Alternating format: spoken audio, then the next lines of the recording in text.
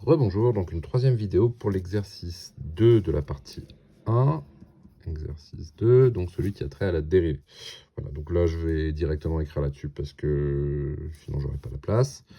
Donc notre fonction, la fonction c'est moins x au cube plus 4,5 x au carré moins 6x plus 2 sur l'intervalle 0, 10.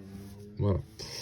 Donc, calculer l'expression de la dérivée f' en fonction de x. Donc là, on y va de bon cœur. Il faut connaître vos formules de dérivée. Alors, donc, f' de x, donc c'est moins la dérivée de x au cube, plus 4,5 fois la dérivée de x au carré, moins 6 fois la dérivée de x, plus la dérivée de 2. Donc voilà, là, si vous ne connaissez pas vos formules de dérivée, vous ne pouvez même pas commencer l'exercice.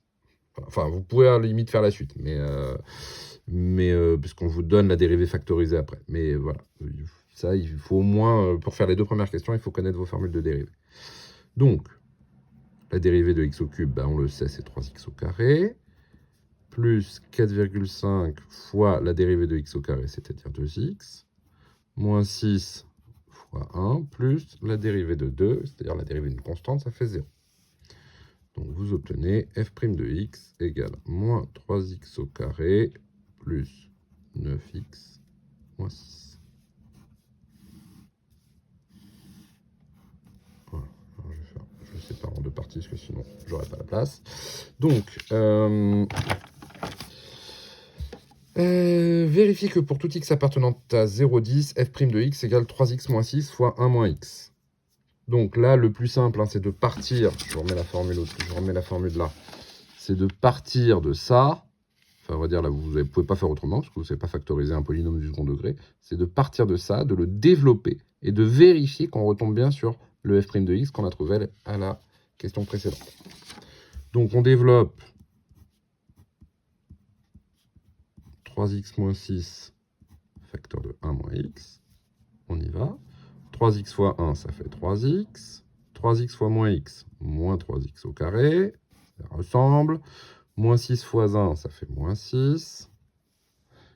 Et moins 6 fois moins x, plus 6x. Remettons de l'ordre dans tout ça. Ça fait moins 3x au carré, plus 6x plus 3x, on retombe là, plus 9x, moins 6. Et ça fait bien f' de x. Ok. Voilà. Donc, on a bien démontré la formule. C'est-à-dire que f' de x, ça se écrit comme ça. Étudier le signe de f' de x pour x appartenant à 0,10. Eh bien, on y va. Donc, il faut... f' de x, c'est donc... on utilise la forme factorisée. Hein, c'est pour ça qu'on nous l'a fait trouver. 3x moins 6 fois 1 moins x. Ok. Donc, on y va.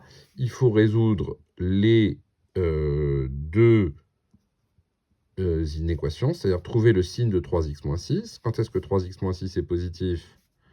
Eh bien, c'est si 3x est plus grand ou égal à 6.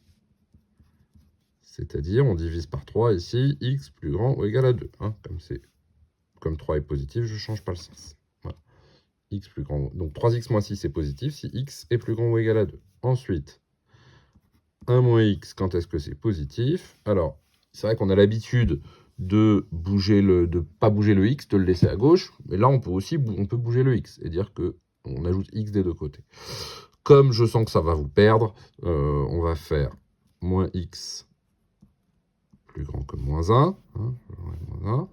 Et ensuite, donc là, je fais fois moins 1. Et il est négatif. Et donc, ça fait x plus petit que... Voilà. Donc, alors pour le signe de f' de x, en fait, on va faire les deux dans le même tableau, en déduire les variations de f sur 0,10. Donc, on va faire le tableau, hein, 3, on va dire c'est 3 et 4. Donc, x entre 0 et 10. Qu'est-ce qu'on a mis en valeur? Qu'est-ce qu'on a mis qu'est-ce qu'on a montré? Qu'est-ce qu'on a trouvé comme valeur intéressante? Ben, on a trouvé 2 et 1.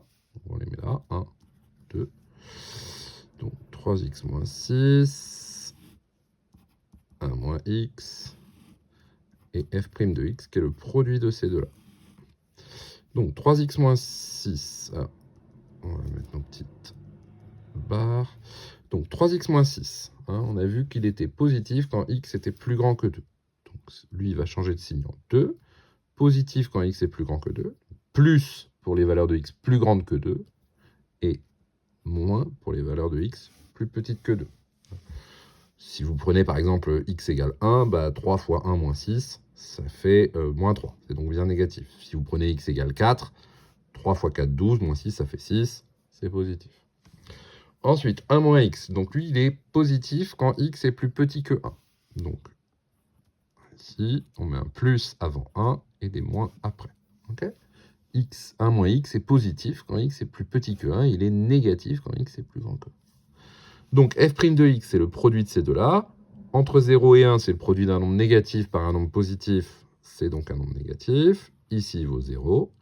Ici, c'est le produit de deux nombres négatifs. C'est un nombre positif. Et ici, le produit d'un nombre positif par un nombre négatif, c'est un nombre négatif.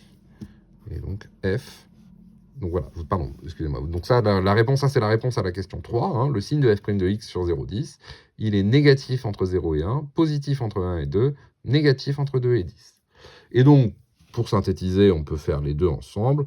Les variations de f. Donc, bah, ici, vous avez la dérivée qui est négative. Donc, ça vous donne une fonction f qui est décroissante sur 0, 1, croissante sur 1, 2 et décroissante sur 2, 10.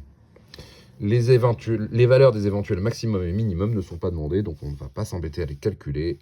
Okay, c'est-à-dire les valeurs en fait qu'il faudrait mettre ici à chaque bout de flèche. On ne les demande pas, donc on ne se fatigue pas à les calculer.